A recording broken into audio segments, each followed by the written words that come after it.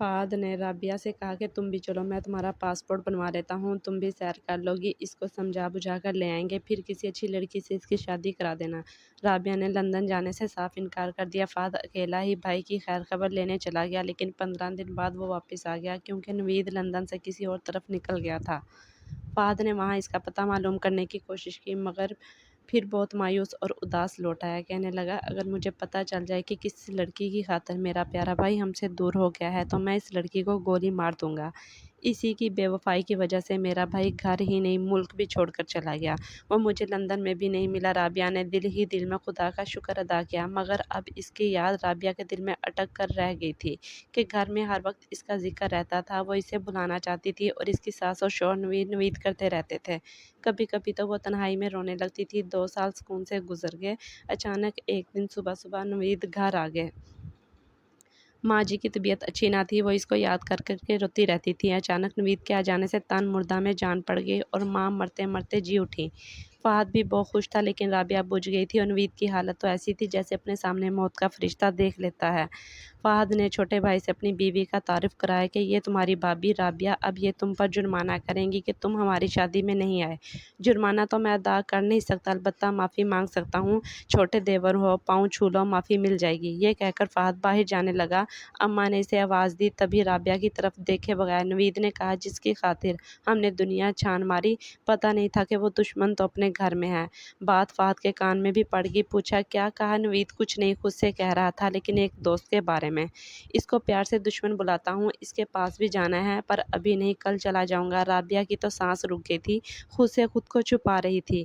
सुबह से बावर्ची खाने में घुस गई कि देवर के लिए खुद खास एहतमाम से खाना बना रही है।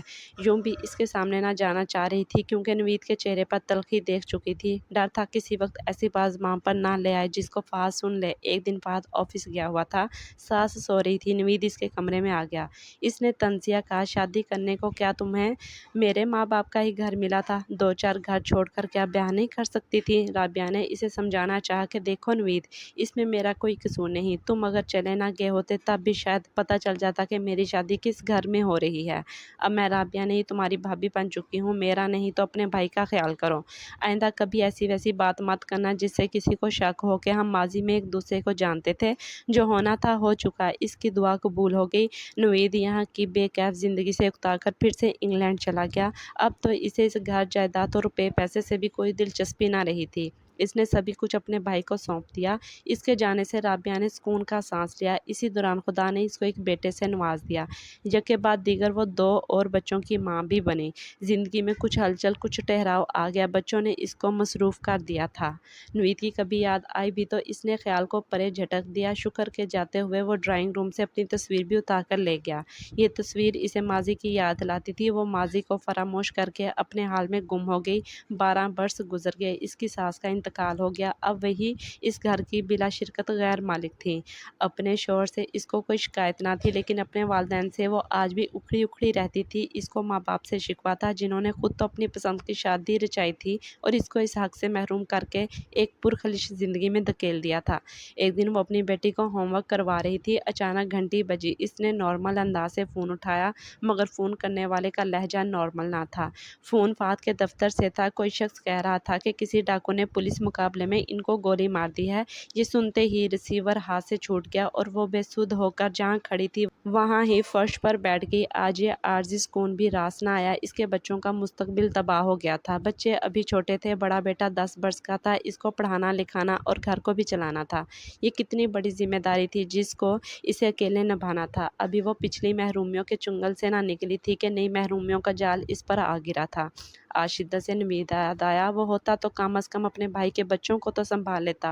नवीद ने अपने ऑफिसर भाई के गोली लगने की खबर अखबार में पढ़ी तो इसको बहुत सदमा हुआ। अब तक वो समझ रहा था कि इसकी ज़िंदगी का कोई मकसद नहीं है, लेकिन इसने जाना कि इसकी ज़िंदगी का कोई मकसद है। किसी को इसकी ज़रूरत है। इसके जीवन का एक मकसद अपने महरूम भाई के 3 बच्चों को पढ़ाना लिखाना और इनका मुस्तकबिल बनाना है।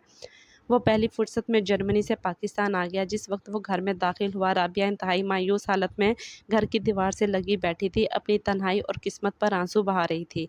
रिश्तेदार अजीज तो सब चंद दिन रहकर और तसल्ली देकर चले गए थे। बच्चे स्कूल ले जाते थे और वो घर में अकेली परेशान होती थी। नवीद को अपने सामने देखकर वो हैरान रह गई। वो तो सोच भी ना सकती थी कि वो कभी यूं अचानक लौट कर आ जाएगा। इसने बेयकीनी से नवीद को देखा और रोने लगी।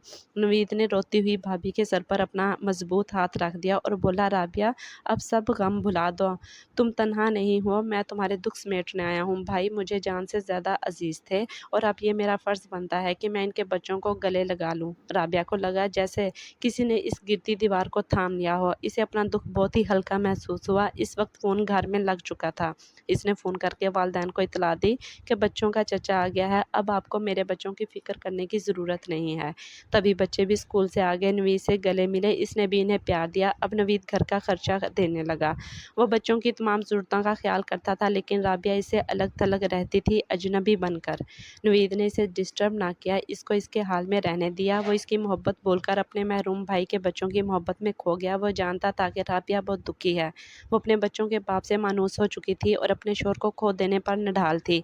2 बरस यूं ही गुजर गए। जिंदगी मामूल के मुताबिक गुजर रही थी कि एक दिन राबिया के माँ बाप इनके घर आए। नवीद का बच्चों से लाड प्यार देखा तो कहा, राबिया, इतने अच्छे लोग तो बहुत कम होते हैं, वरना भाई के मरते ही लोगों को इसकी जायदाद की पड़ जाती है।